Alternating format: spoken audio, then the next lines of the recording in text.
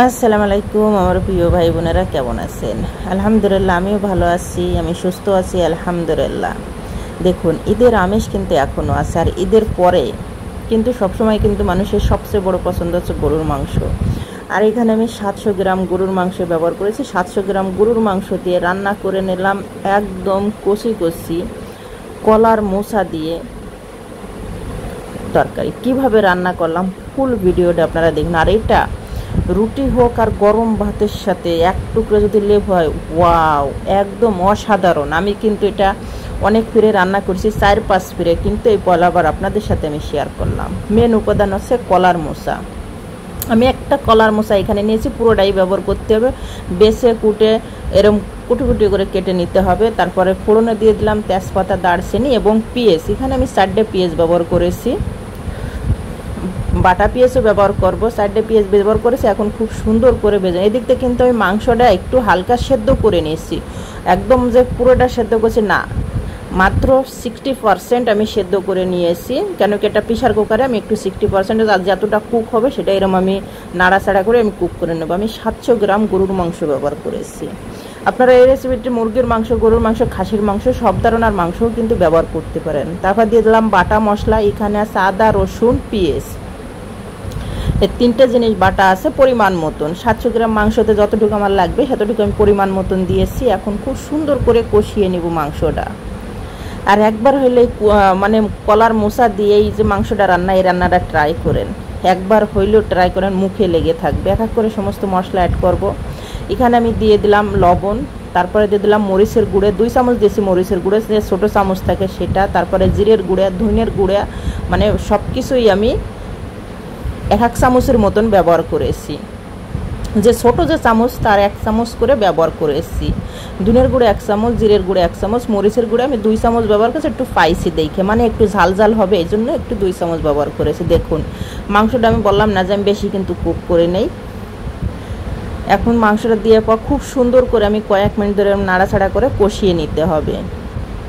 অবশ্যই একটু বেশি করে কষানোর জন্য চেষ্টা করবেন। আর কষানোর পর এই দেখুন মাংসটা সেদ্ধ করার পর যে এটা পানিটা থাকে, স্যুপটা, এটা ফেলাই দেবেন না। আমার মাংসটা যখন কষানো হয়ে গেছে, এই পানি দিয়েই এই যে একটা থাকে, এই যে গরুর একটা তেলের একটা এই মাখনটা, এটা যে বাস্তব করে এটা স্যুপ দিয়েও আপনারা কিন্তু স্যুপও রান্না করতে পারেন, এটা আর এত টেস্ট হয় এটা দেয়। এই মাংসের পানিটাই কিন্তু আমি পুরোটা ঢেলে দিয়েছি। এই পানি দিয়েই কিন্তু আমি পুরো মাংসটা একদম কুক করে নেব। ঢেকে ঢেকে ধরে হয়তো একটু টাইম লাগবে, একদম পানিটা শুকিয়ে নেবো এবং কুক করে নেব। দেখুন পানিটা কিন্তু অলরেডি শুকিয়ে আসছে, একদম গাউমা গাউমা হয়ে আসছে। আমার মাংসটাও কিন্তু সেদ্ধ হয়ে গেছে। এখন দিয়ে দেবো কলার মোচা। কলার মোচা আগে আপনাদের ভেজে রাখার কোনো কারণ নাই, কিচ্ছু নাই, সেদ্ধ করারও দরকার নাই, এই পথেই রান্না করবেন। আমি যে পথে এটা দিলাম, এখন এটা নাড়াচাড়া করতে করতে একদম কুক হয়ে যাবে এবং কলার যে একটা থাকে, মানে বেশি তো গন্ধ টন্ধ কিছু থাকে না, সুন্দর একটা ঘ্রাণ থাকে, সেটাও কিন্তু একদম পারফেক্টলি পাবে। আর অবশ্যই যদি 500-600 গ্রাম মাংস নেন তার জন্য কিন্তু একটা কলার মোচাই ব্যবহার করতে হবে। যদি 1 কেজি 2 কেজি নেন বা 1.5 কেজি নেন তাহলে 2টে কলার মোচা ব্যবহার করবেন। যত কলার মোচা দিয়ে তরকারিটা রান্না, এই জন্য কিন্তু বেশি স্বাদ পাবেন না যদি কলার মোচাটা একটু বেশি না পড়ে। এবার দেখুন আমি কয়েক মিনিট ধরে এরকম নাড়াচাড়া করে নিয়ে একদম মানে সুন্দর করে একদম কুক হয়ে গেছে, কলার মোচাটাও কুক হয়ে গেছে এবং মাংসটা একদম পারফেক্টলি পাবে। আর কি সুন্দর একটা ঘ্রাণ যে বের হয়েছিল কলার মোচা থেকে, মাংস থেকে, একদম মাখো মাখো হয়ে গেছে। এখন আমি একদম পারফেক্টলিভাবে লাস্ট ফিনিশিং দেবো গরম মশলা। এখানে আমি 1 চামচের মতন গরম মশলা ব্যবহার করেছি। আর টেলে নিয়ে জিরে ব্যবহার করেছি 1/2 টি চামচের মতন। এটা টেলে নিয়ে মানে ভাজা জিরের গুঁড়া।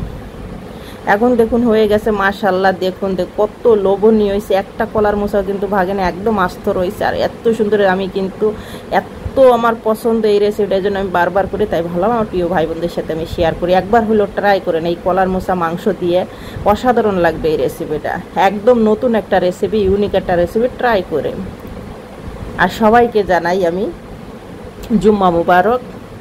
আল্লাহ জানি জুম্মার দিন সবাইকে ভালো রাখে, সুস্থ রাখে, এই দোয়াই করে। দেখুন আমি এখন মাখিয়ে 1 টুকরো লেবু নিয়ে, লেবুর রস নিয়ে ভাত মাখিয়ে খাবো। আর এটা তো আমার এত পছন্দ, আমি আর সবার পারিনি। আমার রান্না শেষ হওয়ার আগেই কিন্তু, যখন শেষ হয়েছে আমি কমপ্লিটই কিন্তু আগে ভাত নিয়ে বসে গেছি খাওয়ার জন্য। এটা টেস্ট এত সুন্দর হয়েছে। সবাই ভালো থাকেন, সুস্থ থাকেন, আল্লাহ হাফেজ।